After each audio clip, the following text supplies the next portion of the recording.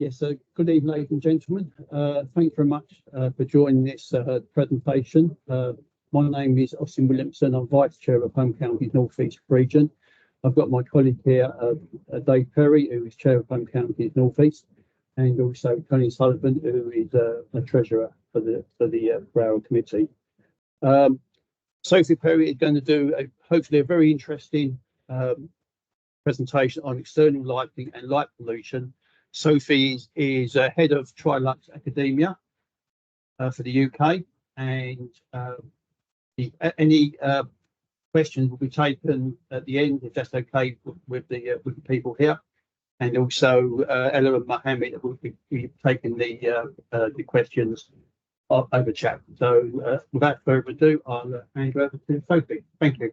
Thank you very much, Austin. Thank you. And welcome to everybody who's joined us remotely as well this evening, and also to the people in the room. We have a nice balance. So a little bit about this, light pollution and the awareness of light pollution, and also the dark skies movement is something that's quite big at the moment and is growing. So we're going to explore why there's so little legislation and the beautiful thing that's happening where people are actually doing the right thing with or without legislation. Which is the essence of this presentation, really, for awareness. Austin introduced me. My name is Sophie Parry. I'm your presenter tonight. I'm head of Trilux Academy in the UK and Ireland.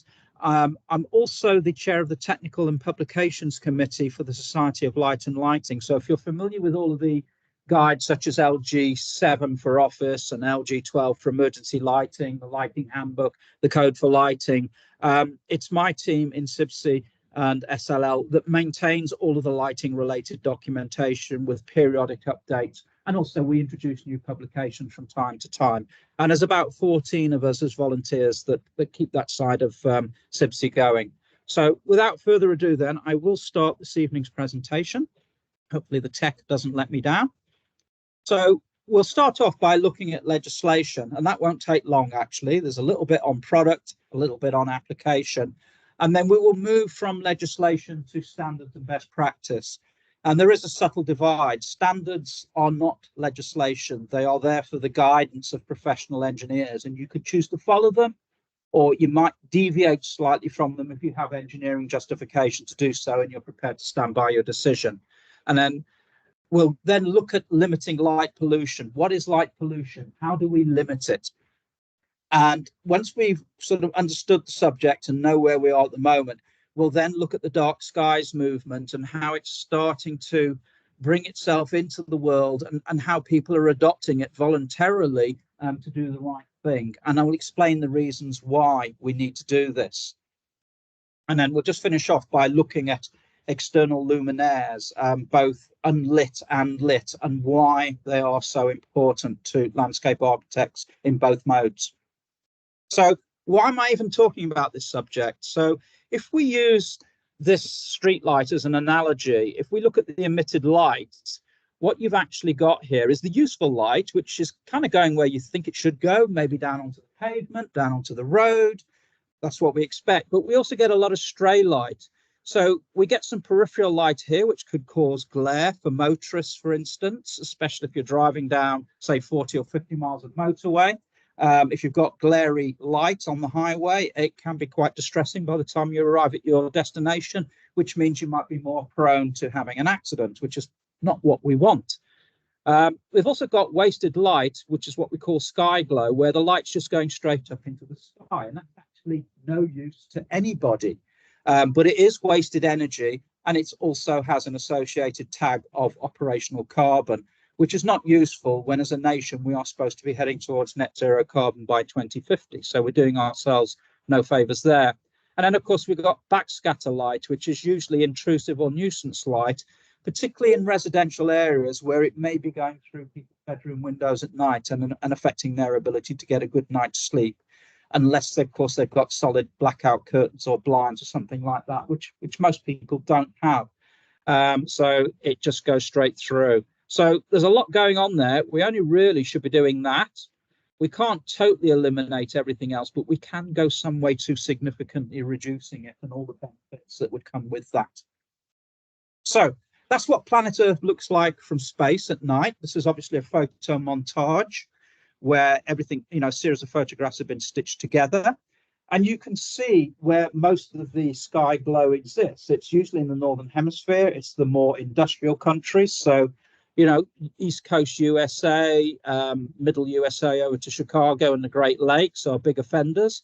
The UK, Europe, Northern Italy, India, and then over to China and Japan and Korea, for instance. So we know this is where most of the population lives on the planet and most of the manufacturing and industry takes place. So that's no surprise. What is interesting, if you look at the Southern Hemisphere, there is very little light pollution in contrast to the Northern Hemisphere because there's very little population in the Southern Hemisphere compared to the Northern Hemisphere. So consequently, we see this reduction from space. And this is, again, if you spent any time in the Southern Hemisphere, you'll know that the skies are generally bluer than they are in Northern Europe on an average day.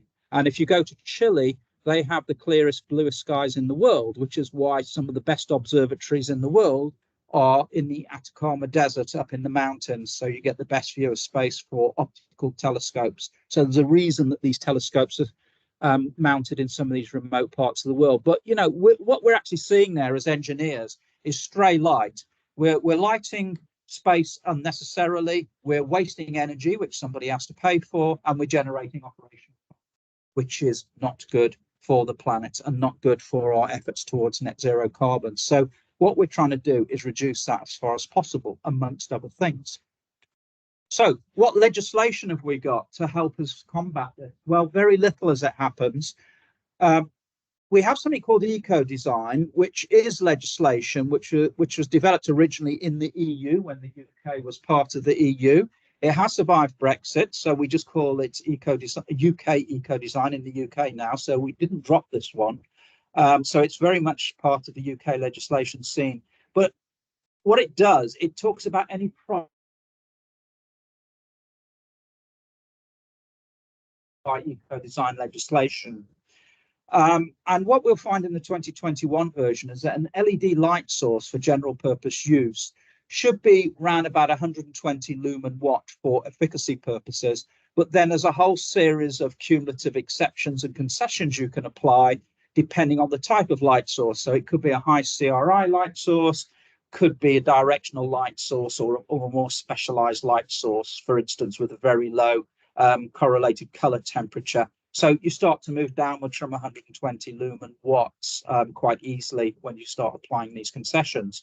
And that's really all we have to go on is the energy efficacy of the light sources with a few variations at product level. So that's not really that helpful in limiting light pollution. It might just reduce operational energy use. And whilst we still have a national grid that's also generating carbon, also help reduce carbon if we're using less energy.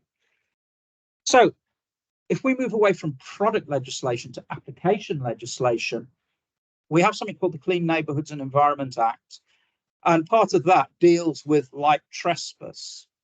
So light trespass looks something like this. So you can imagine if you're at home and you decide, you know, somebody's messing with your car at night, or you've got some valuable things in your backyard and you think somebody's trying to steal them, you're probably likely to go out to a DIY store and buy the biggest floodlights you can find and light up your backyard like Christmas and say that will solve the problem. But what you're also doing in doing that, you're probably generating light pollution as well. So from the street, your backyard will probably look something like this. So the light that you're generating to protect your property and your assets is straying over your property boundary into a neighbouring property's premises. Neighbour's premises, which means you're actually breaking the law technically. You shouldn't be doing that. So if your neighbour wishes to raise a complaint, it might actually quite nicely, you know, notice you've got some new external lighting in your backyard. It's actually shining through my bedroom window. We can't get a good night's sleep since you did that. Do you think you can adjust it? Do something with it, please. And if you decide not to, then they can elevate that complaint to the local authority, who can then bring a court case via the Clean Neighbourhoods and Environment Act. It's actually a tricky piece of law, and in terms of light pollution, there's not a lot of solid case history to go on. So You know, we hope it doesn't get to that stage because we know it's not an easy one to get a conviction on and get something done about it. But it is theoretically possible. And I think we're going to get some interesting cases that set precedents in the near future from what I've heard. What it should look like from the street is something like that, where the lighting has been, you've selected the correct luminaires. The luminaires have been installed and thought about as to where they're going to be fitted on your property. And if they're adjustable, they've been aimed correctly as well. So you see the light really lights the backyard, but it doesn't stray over the fence into the neighbour's property and cause all sorts of complications. And also we've got some light there going up into the sky as well, which is causing sky glow. Now, this person is paying for that wasted energy. It's on your bill, and you're also generating unnecessary operational carbon. So there's a lot of bad things going on there. And this is just part of what we're going to talk about this evening. You know, sky glow, light trespass, how to limit it, and then all of the other unintended consequences that have developed particularly since the introduction of LED external lighting. This picture below, this pub here, again, these external lights are very badly aimed. So there's a road just here where you turn into the car park. If you can imagine, you turn off the public highway into this car park and you get discomfort glare from those badly aimed floodlights. For a second or two, you're probably going to lose your concentration. And during that second or two, you could accidentally run over a pedestrian, also using the car park, or you could crash into another car. None of them are good outcomes. And it's all because this is a poor installation with bad aiming of the light. So not necessarily causing light trespass, but just a very bad example of external lighting, and probably using too much light and too much power as well, judging from that photograph.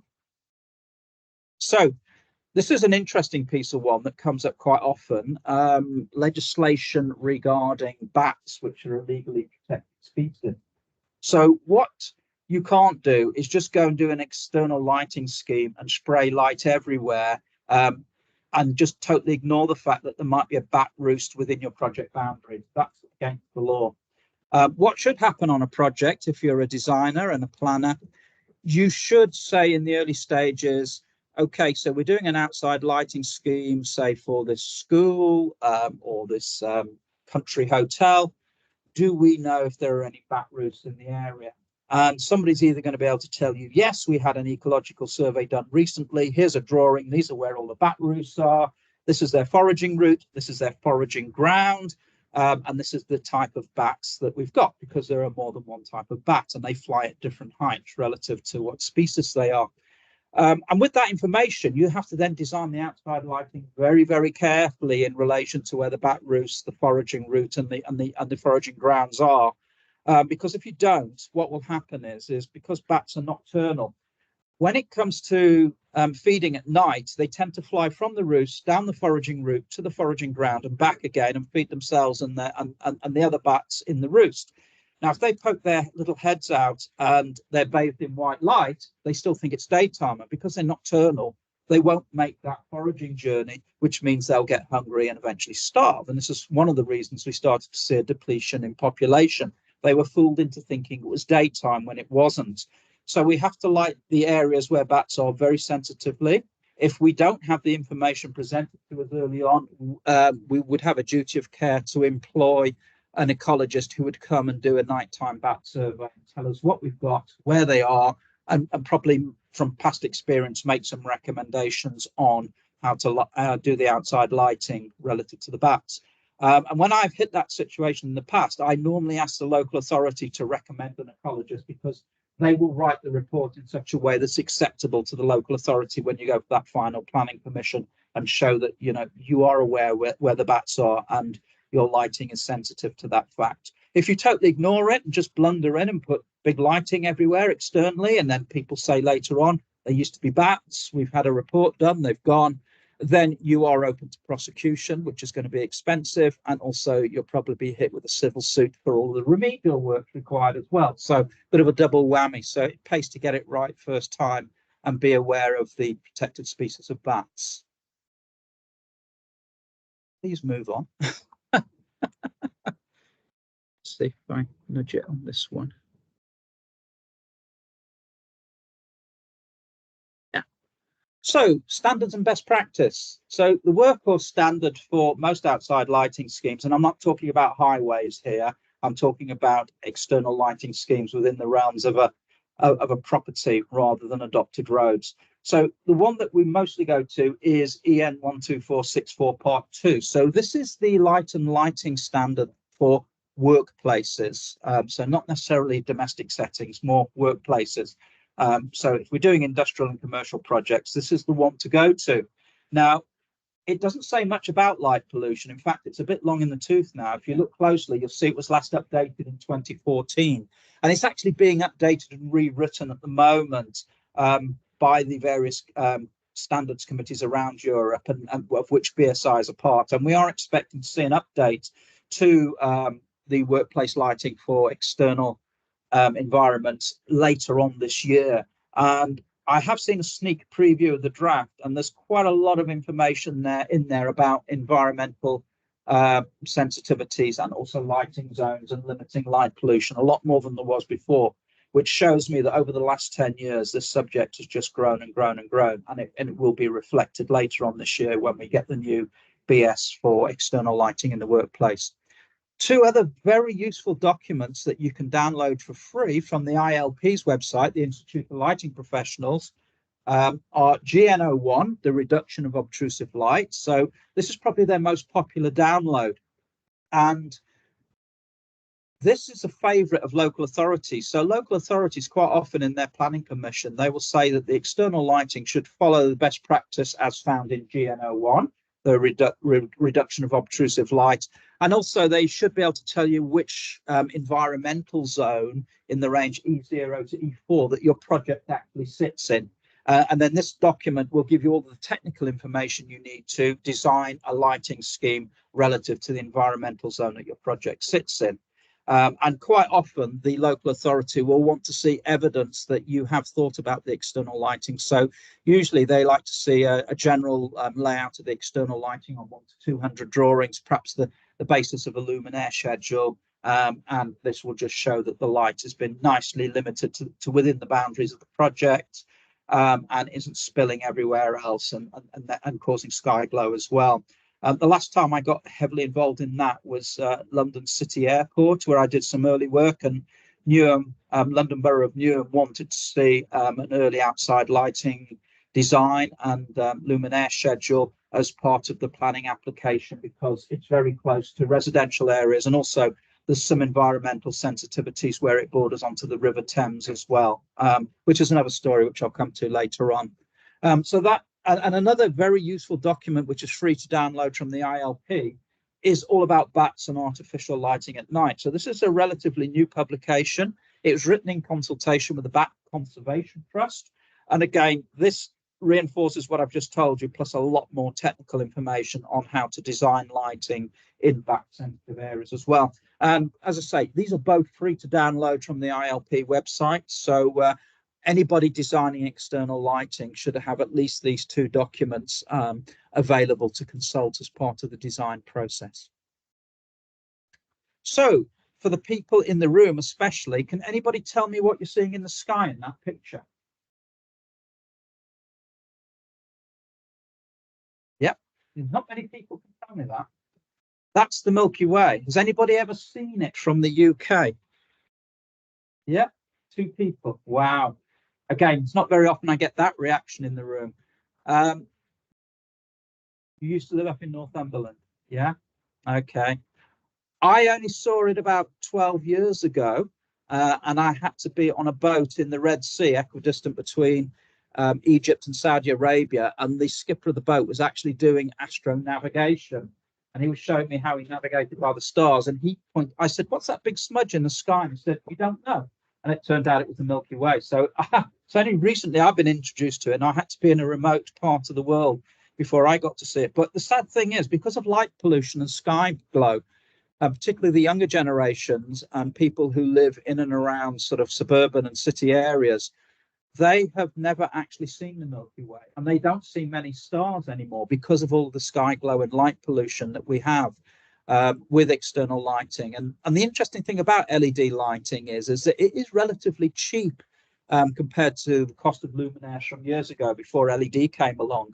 And what's happened is you would have thought that the national lighting load of the UK would have gone down with the introduction of LED, but it stayed pretty much the same. And the reason for that is because we've just used more and more LED because it's cheaper and more plentiful. So where we've got a power reduction, we've just filled it with more luminaires, which has created all of these unintended consequences, unfortunately, particularly in city centres with the development of the nighttime economy. So yeah, unfortunately, most people don't get to see the Milky Way in the UK now unless they go to a dark skies reserve, perhaps Snowdonia National Park, Pembrokeshire, Dartmoor, or Cumbria, Northumberland, round Kielder and the Lake District. Most places it's obscured, and certainly I'm sure I used to see a lot more stars when I was a kid than I ever see now. And again, it's down to light pollution, assuming it's not a cloudy night, of course. So I talked about environmental zones from GN01.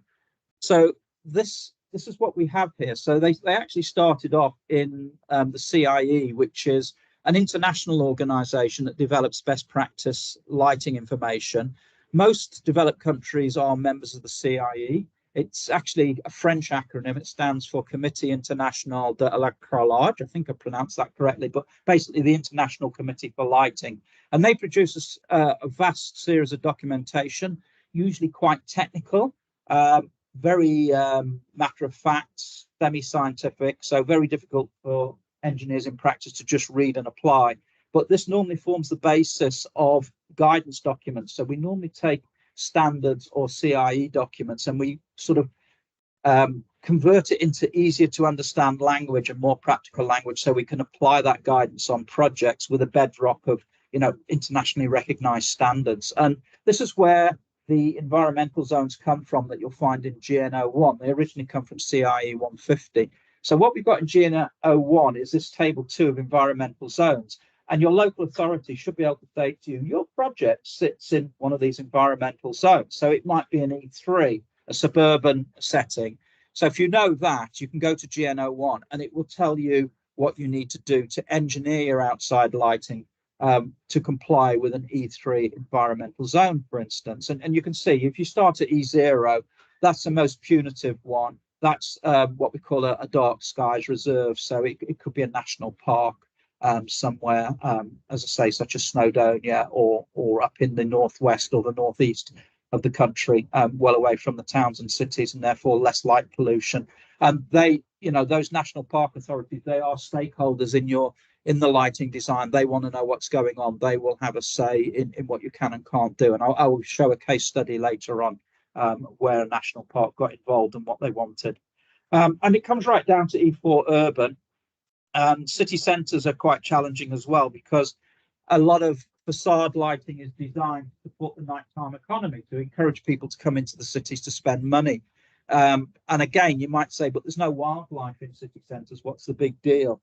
Well, actually, there are some peripheral problems with doing that and some unintended consequences, which I'll come to in the next few slides.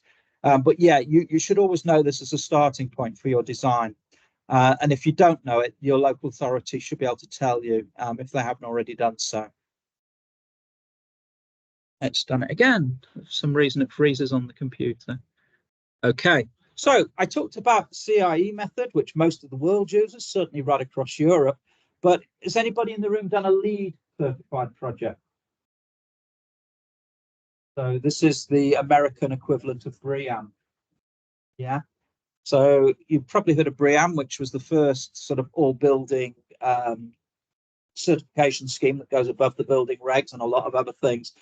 Well, the US followed suit a few years later, and they come up with the LEED system, which is lighting the way that the US want to do it. And it's actually, I personally think it's a bit of a rip-off from BREEAM, but that's just my personal opinion. But they decided that they weren't going to follow the CIE method with the environmental zones in North America, but they were going to develop something with the North American Illuminating Engineering Society called the bug rating.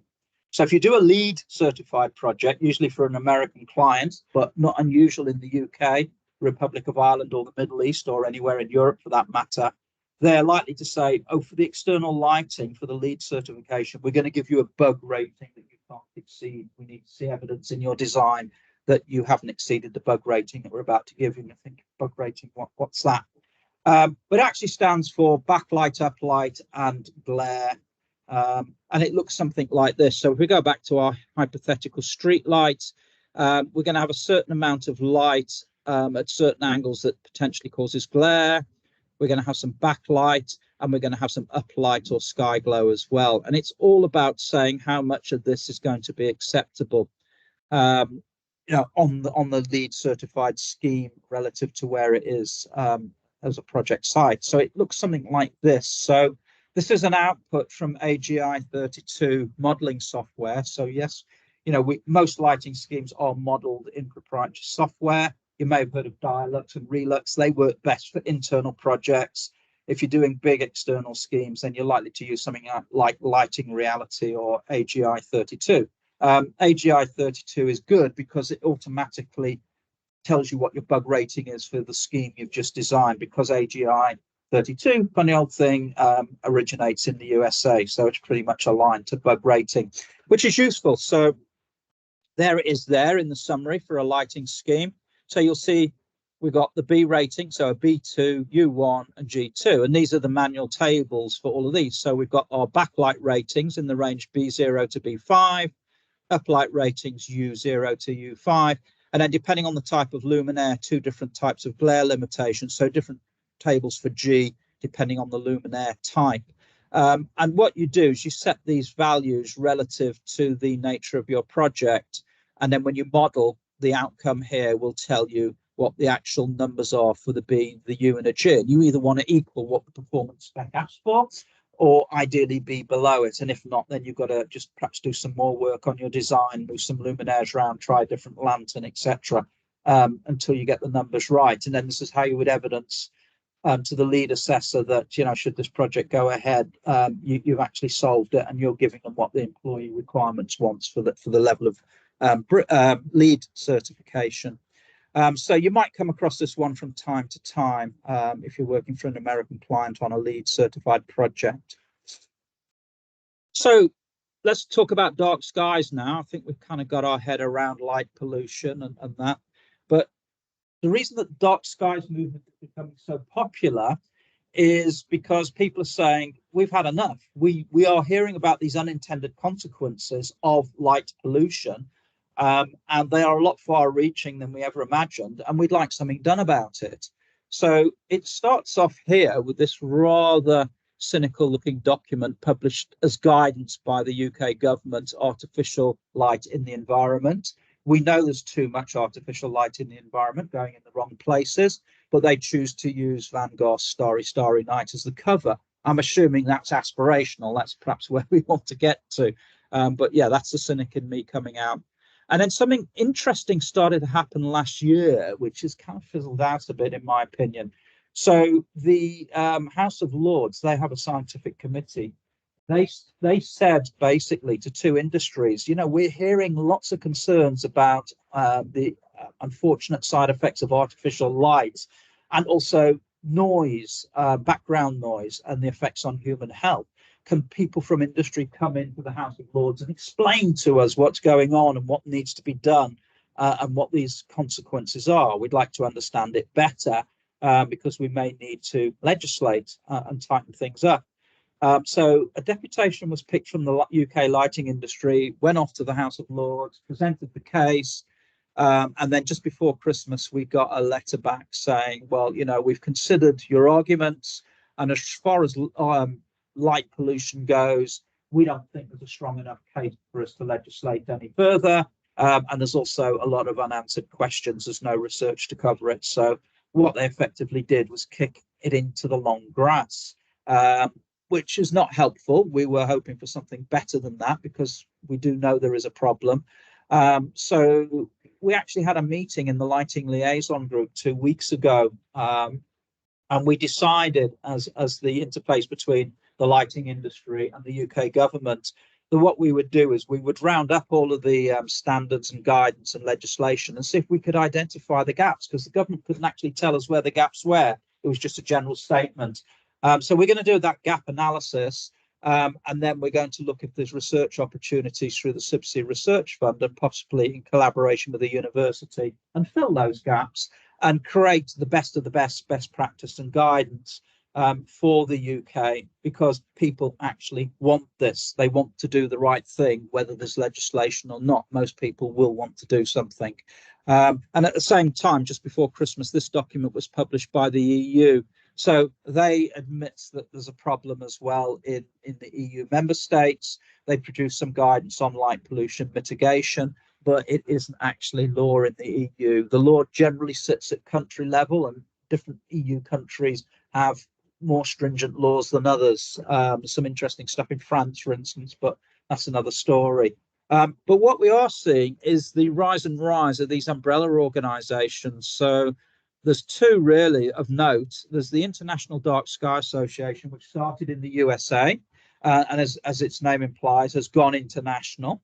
And they produce some really good guidance and information and case studies of what can be achieved and the benefits of those achievements. So a lot of clients are actually saying, you know, we want this external lighting scheme, obviously to comply with whatever legislation there is, but we've also, you know, seen some of the best practice guidance from the IDA. We'd like to follow that in the following areas as well. Or if we come across the pond to Europe, we've got ROLAN, the restriction of light at night, which is started about 2 or 3 years ago.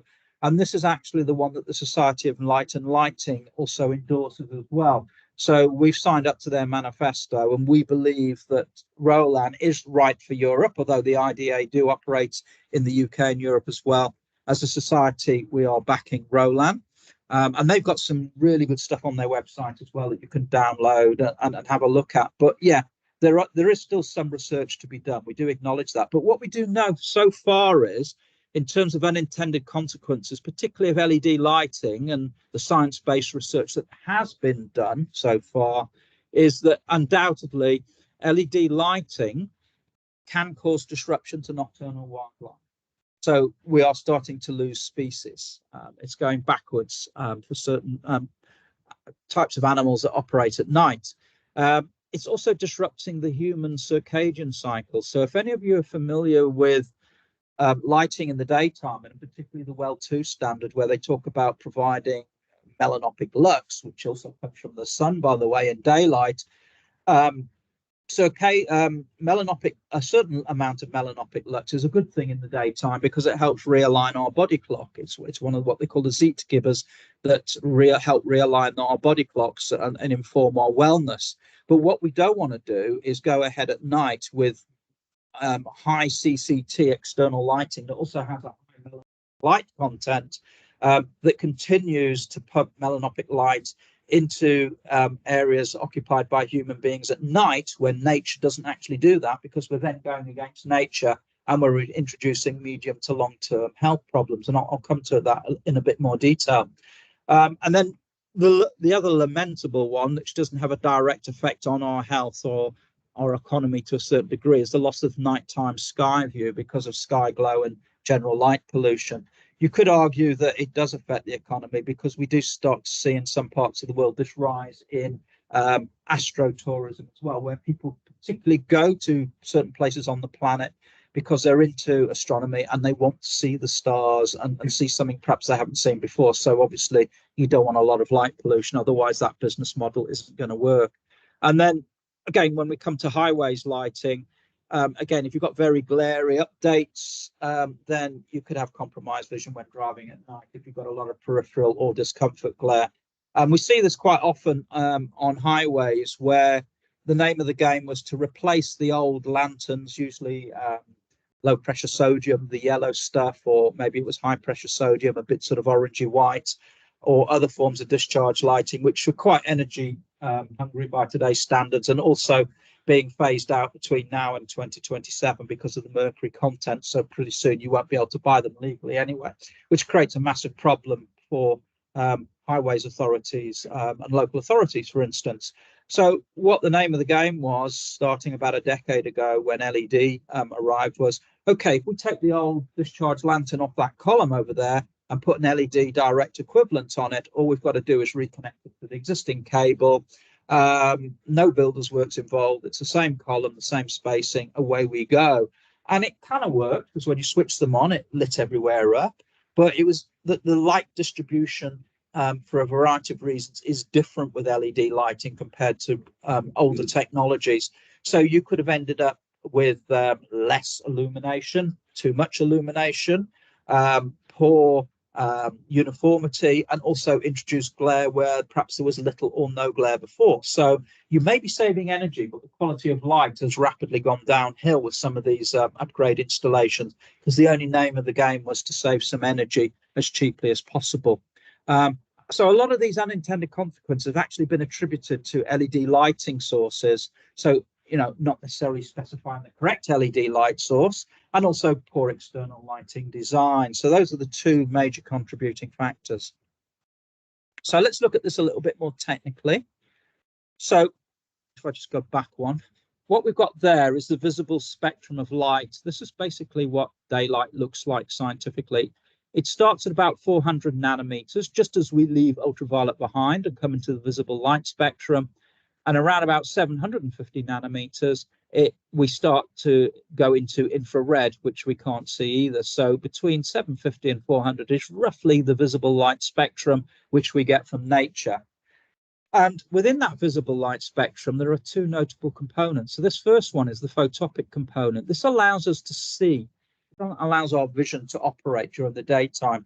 So any light coming from the sun, whether it's coming directly or through the cloud, so it's diffuse daylight, will reflect off a surface through our eyes into our brain, and our brain will tell us what we're seeing in terms of color, hue, and also texture. So this is why when we talk about colors, I might think that's a slightly different color to how you perceive it. It's quite a subjective thing. So two people might not be able to agree that that's burnt sienna, for instance.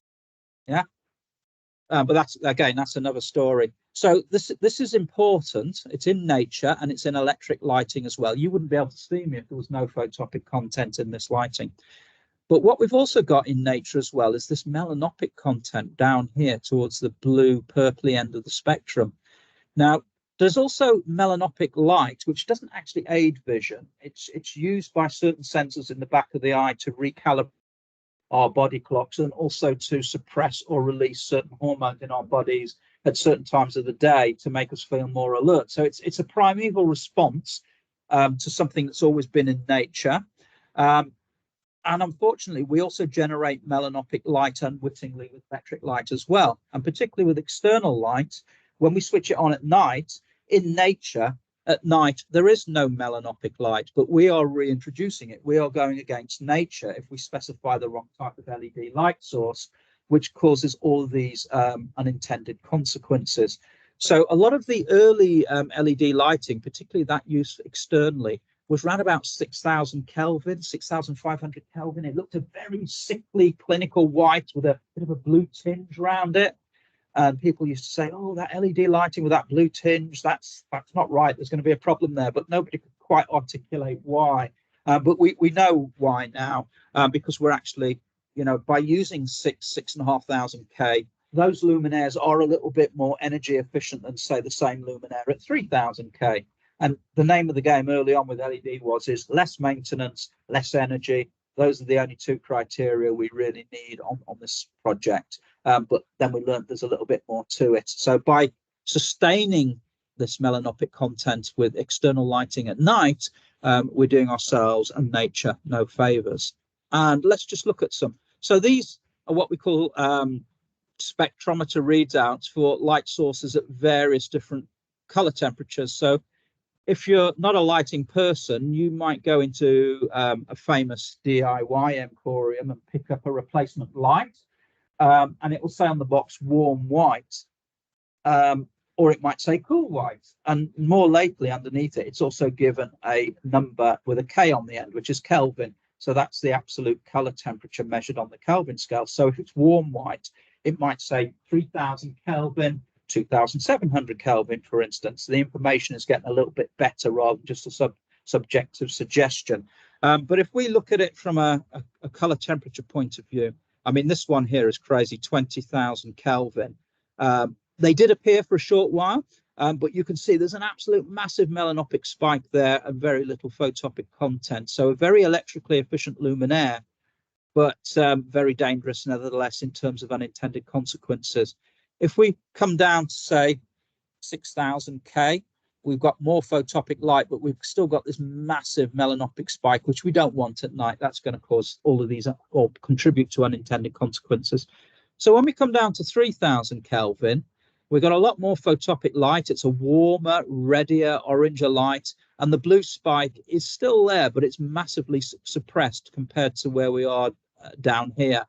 And it's around about 3000 Kelvin now that most local authorities are saying, and specifications are saying, your external lighting shouldn't be more than 3000 Kelvin as a color temperature, because what they're wanting to do is limit the melanopic content now that we're learning a thing or two about it. And then when you get on your really rarefied projects where you're protecting bats and you're on real dark sky territory, you might be told, you know, you can't go higher than 2700 Kelvin. Ideally, we want you around about 2200 Kelvin, and you could see there's virtually no melanopic. And we're looking at something that's glowing almost like a candle here. So as you go down the temperature range, we get different spectral power distributions, as we call them, which is the, you know, what's happening at different amplitudes within the visible light section. But we are starting to take out some of the unintended consequences. But these luminaires will use a little bit more energy than their equivalents, say, at this end of the range. But we are using a bit more energy, maybe about another 5 or 6%, I would say, on average on a project with the external lighting. But we are taking out a lot of the unintended consequences based on what we know now.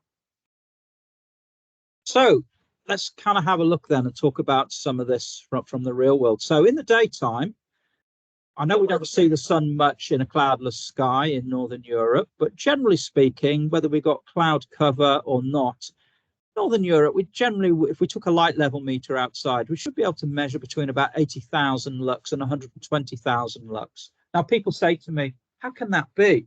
You know, these luminaires in here, you're lucky to get 500 lux out of them. Well, yeah, that's because the emitting surface is probably about 1.5 square meters.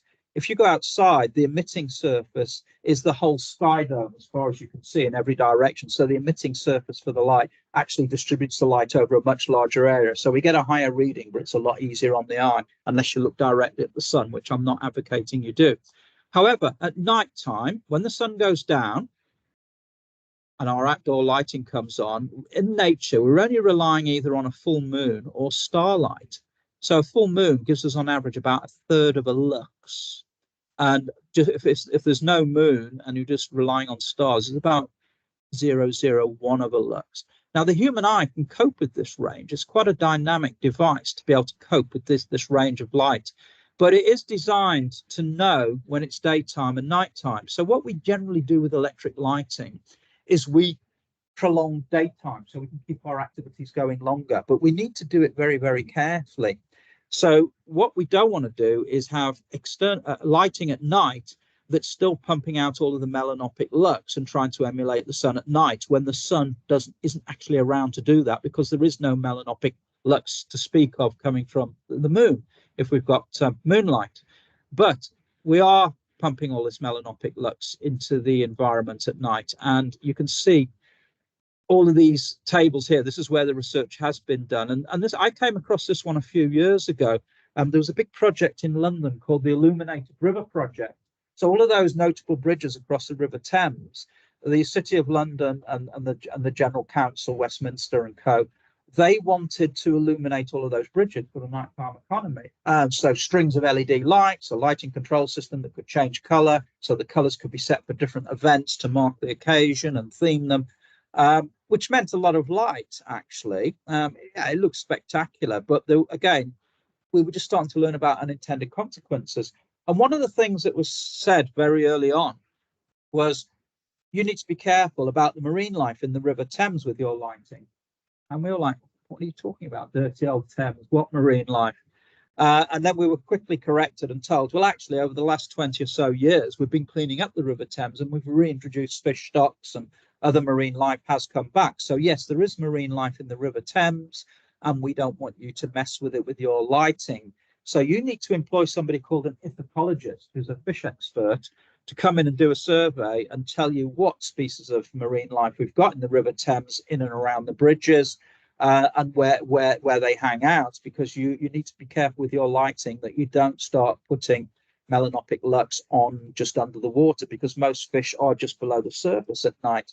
So fish do actually try and get a good night's sleep, believe it or not. They will find somewhere quiet where they think they're not going to get devoured, and they will part themselves up for the night, and rest just like human beings do, and hopefully survive another day, to go about hunting and foraging and so on and so forth. But if you start creating melanopic lux and shine it onto water, and it only takes 0.1 of a lux at the melanopic level, then you start disturbing the nocturnal habits of fish. So they go and live somewhere else. So you lose your fish stocks in the river, which is, we were told, we don't really want to happen. So you need to think very carefully about this lighting, the LED light source specification, how you mount them, and how you keep the light off the water as far as possible, because we have fish around these piers on these bridges.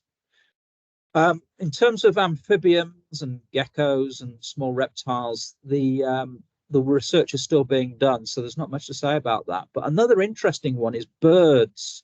So a lot of birds migrate at night, and they fly quite great distances at night. Birds have something called a lateral line, which they use to align to the Earth's magnetic fields, which it acts as a form of navigation for them. They also look at the sunrise and the sunset as well to get a rough idea if they have been going in the right direction before they stop. So they got all of these natural pointers. But what's happened is, with city centres, the way city centres are lit up now, and I'll use two examples, Canary Wharf and the buildings around Canary Wharf, and also New York City. These buildings stay lit up all night when people are not even working in there. You can look at One Canada Place from miles away, and it's lit up like a Christmas tree at 2 in the morning, but nobody's actually really working in there. Or if there is, it's just perhaps a few maintenance workers in there. But the lights are left on usually to make a corporate statement to say, look, we're on the horizon, we're big, we're bold, we're loud, we're in your town. Now, they don't care about the fact that they're wasting energy. But what's happening is that migrating birds at night, they see these skyscrapers on the horizon, and they get confused, and they're flying straight into them. What we're getting over the last few years is reports that facilities managers are having to pick up dead birds from around the bases of the buildings they're responsible for in more and more frequency, if you like. And what's been discovered is that the birds are actually flying into these buildings, and it's the impact that's killing them. So again, there is actually some laws being proposed for London that you actually, if you've got a big tower block, you should be switching your lights off when everybody's gone home. So you could use your lighting control system to say, well, when this building's empty, we actually switch the lights off. This will save you energy. It will help decarbonize the City of London. But also, you know, people say to me, it's an urban environment. What's the problem? There shouldn't be a problem. There is no wildlife. Well, there is wildlife, and we're seeing the evidence in dead bodies of birds with regular monotony. I think somebody was telling me in New York City, they have to start work very early because there's a daily collection of dead birds around the base of some of the taller buildings. Again, small rodents and creatures. I would say this is a water vole. Again, with water voles, they're quite rare in the UK now. I did a car park project a few years ago, and one boundary of the car park was a grass bank and a small brook at the bottom, just down a little crevice. And the local authority said, you know, we've got water voles in this area. We hope your car park lighting isn't going to mess with the water voles, because they tend to come out at night. And I had to design the perimeter lighting alongside the brook edge using bollards with an asymmetrical lens. So I only cast the light into the car park and not unnecessarily down the grass bank into the brook before we could get planning permission to go ahead with the project. And then cattle as well. Again, a lot of farmers like lots of light, particularly commercial dairy farmers. They light up the cow pens and the areas where the cows are, like Blackpool. And then they wonder why dairy production starts to suffer. Basically, you're messing with your cow circadian rhythms at night because you've got 6,000 K lights flooding everywhere. This is why your output's down. So yes, we understand the security implications and health and safety in the winter when the staff have got to move the cows around for milking, but you need to do it with appropriate light sources and levels of light. And again, human beings, There's been some work been done by what we call the Manchester Group, which is feeding into the CIE, who I mentioned before. They're now saying that human beings are disrupted at night with as much as 6 lux melanopic light. So this could translate into a big widescreen TV at the foot of your bed, in your bedroom, for instance, if it's an LED flat screen, which it probably is in this day and age, or perhaps using a tablet in bed before you go to sleep. So yes, the fact that you're looking at something and your brain's active is perhaps, unless you're physically tired, going to keep you awake longer. But there's also some melanopic light coming out of those screens, which is doing you no favors at night as well, which is why some manufacturers put what they call a blue filter on their products now, which you can switch on at night. I'm not convinced that they are the perfect solution, but they probably do go some way to help him. But yeah, be very, very careful about having big TVs at the foot of the bed, so to speak. I know it's great entertainment, but you're probably not doing your medium to long-term health any good. And the reason I say that is there's a lot of evidence starting to come through of people who work permanent nights, especially say in hospitals or call centres, which are now generally all lit with LED light, because they are, first of all, are going against nature by working at night when they should be asleep. But that's, you know, that's a fact of life for some people. It's part of the economy and the way we live and work. Because they're exposed to artificial light at night and then sleeping during most of the day when they should be exposed to natural light, they are starting to develop medium to long-term health problems. And there's studies that show now that females, particularly nurses who work permanent nights in hospitals, if they do it for more than a few years, are more prone to breast cancer later on in life. So these are all the unintended consequences of going against nature with electric light that's not specified and designed correctly, which are starting to come through. But the government is not really wanting to move on yet. They want more evidence. So the Dark Skies movement is saying, let's not wait for legislation. Let's not wait for the government. We know what we've got to do. And again, this is where a lot of clients are saying, this has to form part of our employers' requirements. We need to do this. It's a no-brainer for us. We want to do it. We want to do the right thing. So the key tenets of the IDA are basically light pollution devastates wildlife. We've just talked about that at length. It's a known fact. Light pollution wastes energy and money. I think anybody who's seen some of these slides with all of that light necessarily going into space, we're paying for that wasted energy and we're generating unnecessary operational carbon. Another interesting one about light pollution can make you less safe. That's still being worked on as far as I can tell, but there was a time, and there still is a time really.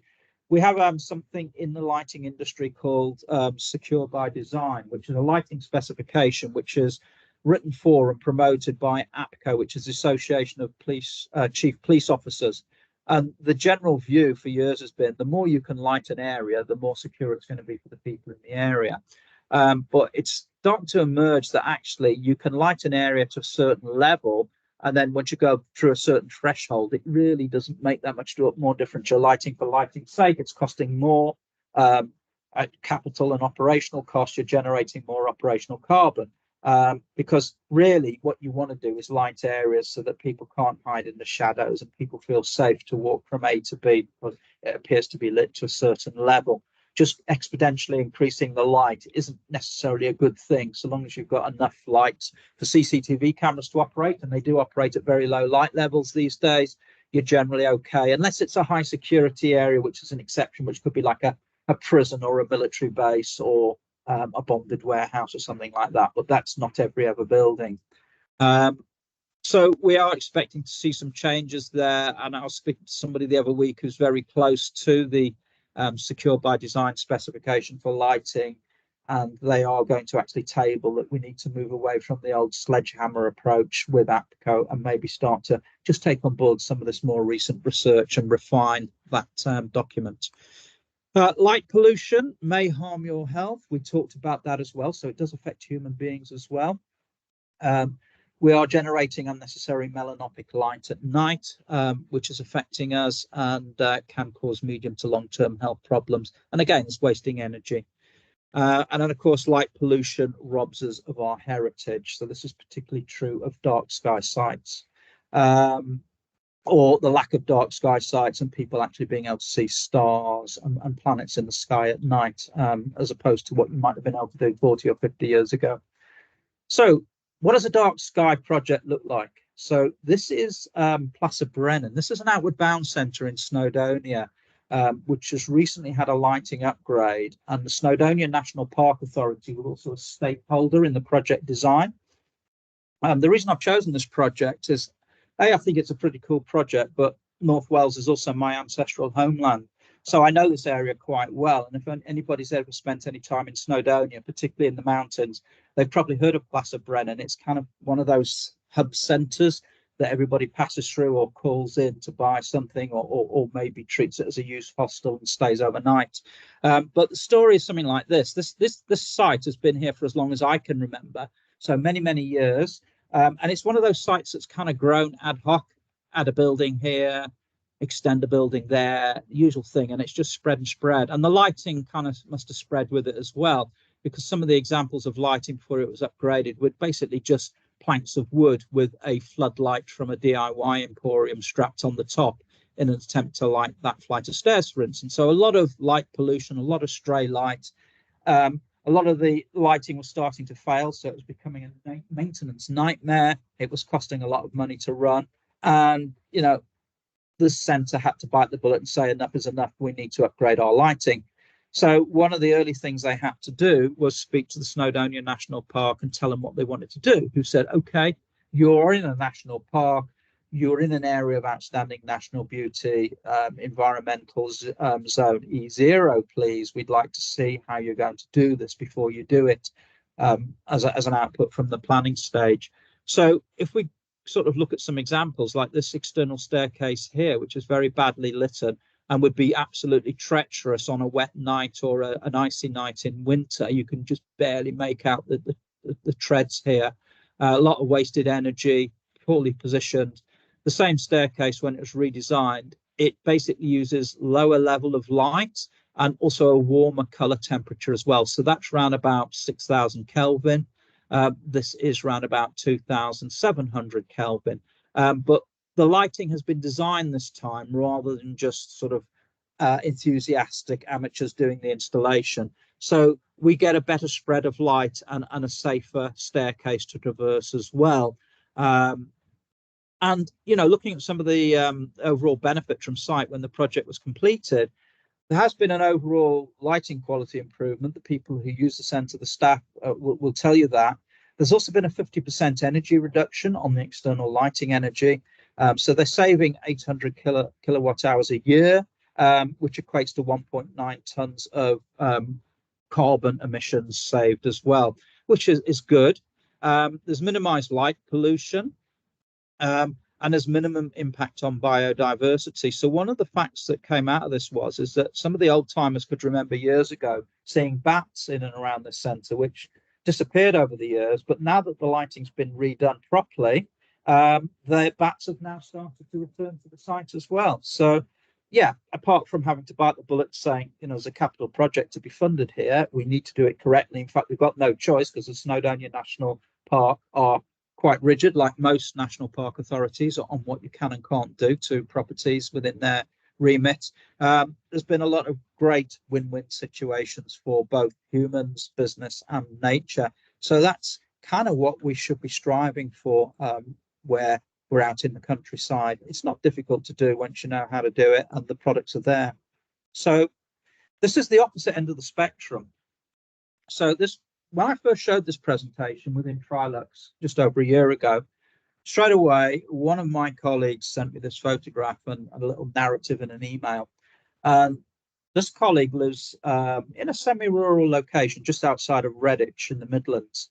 And they were telling me there's a row of houses where they live. They've all got quite long back gardens. And then about a quarter of a mile or so away, behind the row of properties, there's a big transport depot where vehicles come 24/7, toings and throwings, delivering vehicles. Their car park was lit with a combination of lighting columns and sodium lighting, which wasn't really a problem. It had been there for years. But the owner of the transport depot found out that they pretty soon wouldn't be able to buy these sodium lamps and they needed to do something. So they went out and found an LED equivalent that physically fitted the existing luminaires and just screwed out the old sodium lamps and screwed in the LED because it fitted in the lamp holder and physically fitted in the luminaire, and they were able to seal up the lid again, so to speak. They thought they'd been very clever, but when they switched on, they found out that the light distribution from the LED light sources was very different. The luminaires were never designed to take LED lighting. They were already 20 years old. And what happened was a lot of the light became trespass light and was going up in the sky and sideways and not really where it was all needed to be. And the operator of the depot thought nothing about it, but the nearby residents were up in arms because suddenly this is the view from their backyard, which never used to look like this before. So it was flagged to the local authority, who I believe at the moment are all over this transport depot, saying you need to think again, you need to speak to an engineer and a lighting designer, and you need to rework this project and get it right. Otherwise, we're taking it to court, basically, because this is a bad example of how not to do things. And to be honest, there's quite a few of these situations around the country at the moment, which is why I think we're going to see a rise in prosecutions. Some of the stories are quite hilarious, the lengths people have gone to find the quickest, cheapest solution to get from old lamp technology to LED lighting technology. And so long as it lights up, they don't understand or even know about the unintended consequences. And if they do, they don't care. But the authorities are starting to hone in on them. So I joined Trilux about 15, 16 months ago. And one of the first things I did, I wanted to have a look at their external lighting schemes and what products they were promoting. And this is important because when you speak to landscape architects, during the daytime, these products are not lit. They're not doing anything. They're just screwed to a building. They're on top of a pole. There may be a bollard on the side of a footpath or even a projector screwed to a plinth on a building. But to an architect, and particularly landscape architects, these constitute street furniture. So they're interested in the aesthetic of the luminaire during the daytime. Would you put these around the Royal Albert Hall, for instance? Probably not. Would you put this in the car park of a 1930s Art Deco building that was being renovated? Possibly. The aesthetic goes with the theme. So a lot of architects want to know what the luminaires look like and how they'll impact on the aesthetic of the project externally. So they spend a lot of time looking at luminaires and I wonder what it will look like. Can we get a sample? Can we try it out? Taking photographs and that, which is why there's so many varied different styles of luminaires in the average outside lighting catalogue. Of course, when you switch them on at night, you don't see the luminaire, but you see the effects of the luminaire, which is the obvious thing that most people would go for. So I was interested, to look at the range of aesthetics surrounding our luminaires, but also I knew a lot of the conversation would be, can you do this luminaire at 3000 Kelvin or below? Because that's what the local authority wants. And, we understand we have to limit light pollution and melanopics. And I was surprised that all of these products here come as standard as 3000K. And we just launched another one, which was actually available as standard in 2700 and even 2200K for those very tricky projects, probably where you've got back roofs and things like that. So normally you would have to request these as specially made or manufactured, which adds cost, but they're now becoming mainstream products. So to summarize, external lighting can have a devastating effect on humans and nocturnal animals if not designed correctly. So there's nothing wrong with the technology. It's just, is it in the right hands or not? Are we specifying the appropriate products and are we putting the luminaires in the right place to light what we need to light and hopefully limit it elsewhere? There is legislation in place to limit light pollution regarding humans and protected species, but it is quite limited. And when granting planning permission, local authorities will often request lighting is designed to a particular environmental zone in the range of E0 to E4. And GN01 will provide you with all the engineering guidance to engineer a solution relative to that environmental zone. The dark skies movement is not legislation, but it is gaining popularity, particularly in rural areas such as national parks, because people just want to do the right thing irrespective of legislation. And if you do want to talk about external lighting schemes, I'm not a salesperson, but I do work for a company that pays my wages. We are very much into external lighting. So if you get in touch with the company or if you ask me about it, I will just put you straight in touch with the salesperson. You'll be able to pick up on this and turn your project concept into reality for you and know exactly what to do. So with that, it's now time for any questions. So shall we do the questions online first? Because some of you have got questions in the room, then somebody else online might be thinking the same way, and then we'll ask the residual questions from the room. So do we have any questions from the people online that you've been looking at that you can feed back to me? Thank you very much, Sophie. It was very informative presentation. So far, we haven't got any question online. Okay, we'll throw it open to the people in the room at this end then. Yeah, Peter.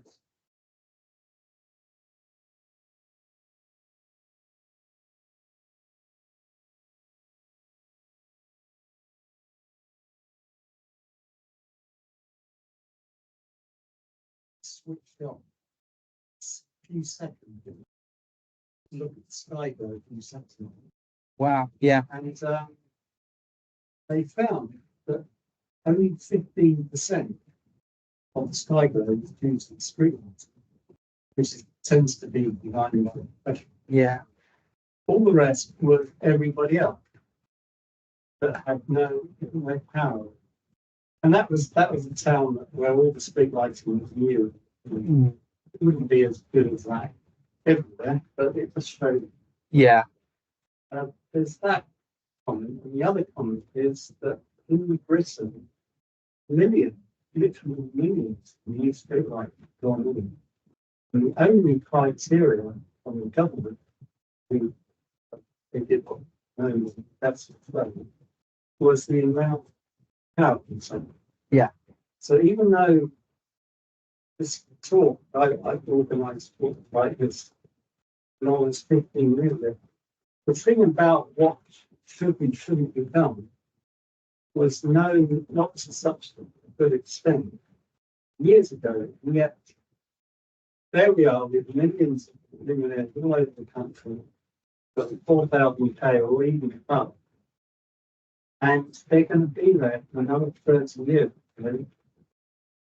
What can be done with those two accounts? You've got even on the CIBSE guide, which shows a building which is said to be very, very green. You've got all the heat dissipation and everything. And yet it shows luminaires outside the front doors, but like people opposite. Yeah. You get these bulkheads all together on the side of buildings. There's no legislation against that. No. So those three things. Yeah, we were hoping to, you know, when the House of Lords actually reached out to the industry rather than the other way around, we thought this is our chance. This is the chance in a decade to start to improve, but they're not ready to do that just yet. And I think that's a, you know, in terms of ecological subjects, the current government we have, there's been quite a lot of red pens out in the last 6 months. A lot of green legislation or environmental legislation has been scrapped, unfortunately, and I'm hoping that it will eventually come back if we get a change of government, because the arguments, as you say, are still there. We discussed this the other week at the ILP, and we felt that actually there's a lot of awareness still needed. You know, this message needs to go to a lot more people, but people are interested in this subject, which is why you're in the room tonight. I give this presentation on average about once a week, and I've been doing so for over a year. Everybody wants to know about this, and it's an eye-opener for a lot of people, but they do go away and it does give them food for thought. So, you know, that's just me trying to spread the word, and there are much bigger, more powerful organizations that are much far-reaching. We are about to rewrite all of the external lighting guidance in technical and publications in the Society of Light and Lighting, and we'll be concentrating massively on guidance to help spread that message, because we do have a very far-reaching effect with the SLL documents and guidance. So it is like pushing a boulder uphill, Peter, but we're going to still push that boulder for as long as it takes. Yeah. Sorry, Sophie. There's a question online. Okay. Nigel is asking social housing K rating 4,000 or 3,000. Is this for the external lighting or within the internal landlords areas? He hasn't put it. Okay, yeah, this comes up quite often. So quite often the external lighting is 3000 Kelvin, which is a good starting point. But as soon as you go through the door into the corridors, so to speak, to the lift lobby, it changes to 4000 Kelvin. And people say, isn't this problematic? Why are we doing this? Personally, I don't think there's a problem with that because you are changing environment. You are in a closed internal environment. So if that is the gist of the question, to use those two color temperatures between indoors and outdoors is actually quite commonplace. It's really the outdoors that you've got to be more considerate and where there's least known about the consequential effects. Thank you. Nick is asking, I have a question about the nanometers graph affecting bats. Can you please explain what the relative emission intensity is? I have a project and they want the nanometers to be less than 550 using 2700K luminaires. Yeah, I mean, there's no stock answer to that question. You'd also ask the supplier of the intended luminaire for the spectral power distribution, and they should be able to give you a spectrometer curve for that particular luminaire, like I showed on the screen, which will show at each frequency or wavelength in the visible light spectrum what the actual amplitude is at each sequential wavelength, so you can make a more informed decision. But it will be subtly different depending on which luminaires you're choosing. So I can't really give a stock answer on that. I'd also recommend having a look at that ILP guide on designing lighting for bats. There may be some further information in there. I can't remember it chapter and verse, but definitely you're going to need to get the spectral power distribution graph from the manufacturer or the supplier, and also have a look in the ILP guide on bat conservation lighting. Nick, he says, I have the graph. Can I share it? Thank you. I would say because we are running out of time. Yes, can you email it to me outside of the meeting? Email it to you. Yeah, that's not a problem. easier. Yeah. Do you want to take question from inside the room? Yeah, we have one question from David. Quick question. This is the mechanical engineer probably here, I guess. Quick question about the. I've actually seen some of the dead birds flying into Canary Wharf and other buildings in London on a few occasions in the past. You mentioned about new legislation coming out. Yeah.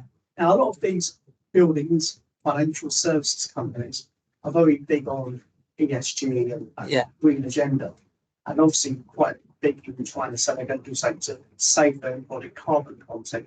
Would I be correct to assume the new legislation coming out as a link between, well, it's obviously a correlation, I guess, between the amount of embodied carbon, reducing light flow, and as you there are many benefits for doing it. So if you have what we call a light curfew, let's say the lights are switched off at, say, let's take a shop front, for instance, in France or Austria.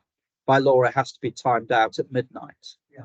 So you don't need to light your shop display window through the night. If we did something similar in London on buildings above a certain height, for instance, then the client would be saving energy.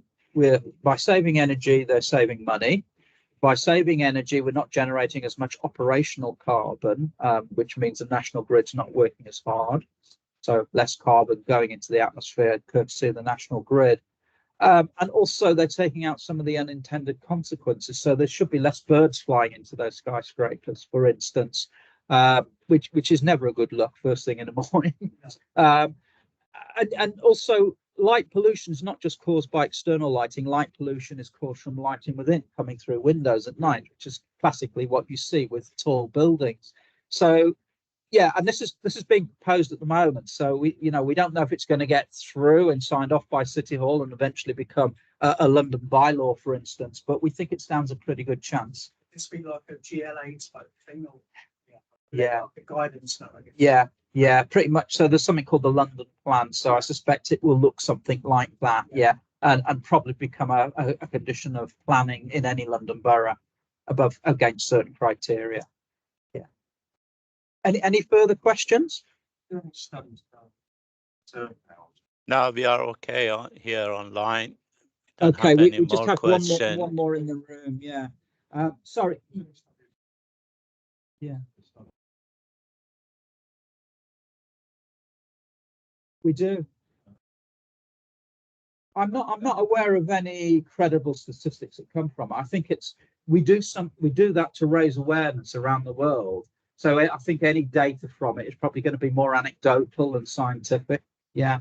But again, I wouldn't say we shouldn't do it for that reason. I think it's a good thing because especially younger generations, you have to explain to them why we're doing this, and then you get that dawn of realization. So we're planting seeds in future generations. And it's amazing when you speak to younger people, I would say below the age of 30, they get really fired up by this because this is the planet they're inheriting from us. When you think about it, yeah. Is there any legislation about light spillage from domestic commercial properties spilling over into like the public highway? It's usually coming from the public highway into the domestic properties. So sometimes what you'll see on highways and streets is if you look at the street light, there'll be like a metal plate behind it. That's where to stop the light going backwards into properties, for instance. So it's acting as a kind of a guard. Yeah, but I do, as a driver, I also see quite a lot of spillage coming over from commercial properties. Yeah. It wasn't legislation. Oh, there is. Yeah. So that will be governed by the environmental zone. What you're seeing is probably a badly installed and designed lighting installation, because the tragedy with the local authorities is that if they tell you to do something as a condition of planning, they won't necessarily come and check you've done it. They'll only come and check you've done it if somebody raises a complaint. So if you do raise a complaint, yeah, they'll come and investigate and take some measurements and say, well, the planning permission was granted on the proviso that you do the following. Your lighting installation clearly isn't doing that. We're putting on notice to fix it. Try and keep it out of the courts, but they do have the right to prosecute if they want to. Yeah. And is that the same neighbourhood act or is that, Yeah. same? Yeah, that's what they'd have to use in court. Yeah, that's what if they went legal with it. Yeah. Okay. If there's no more questions, I'll shut up then. Thank you very much, Sophie. We close Okay. the online session and have a good evening there. Thank you and very good much. networking. Thank you. Bye-bye. Thank you. Thanks. Bye, everyone.